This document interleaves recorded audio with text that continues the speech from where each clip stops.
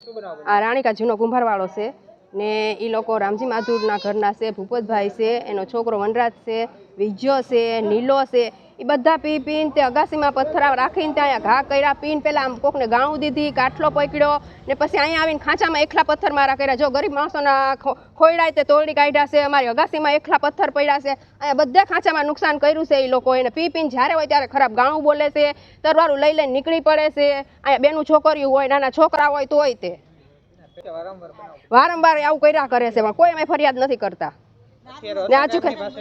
હથિયારોની પથ્થર જ કર્યા છે, એકલા અગાસી પરથી નોકરા પથ્થરા માર્યા છે. છોકરા બધા ઘરના મોટા બધા ઘરમાં ગરી ગયા, આખા ખાંચામાં પથ્થર મારો છે. જોવો તમે, એ લોકો 15-20 જણા હતા, બાયુ થી તે બધા તે. હા, એ લોકોનો ગાળુનો ને પીવાનો તો બહુ ત્રાસ રહેશે ભાઈ. દારૂનો ધંધા કરે છે એ લોકો.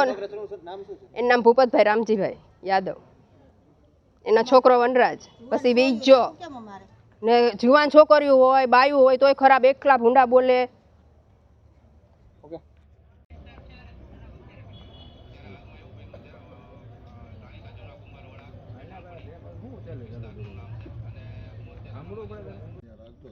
રાખી 112 રાખી છે, ટેન્ટ એક તો માડી અત્યારે મારે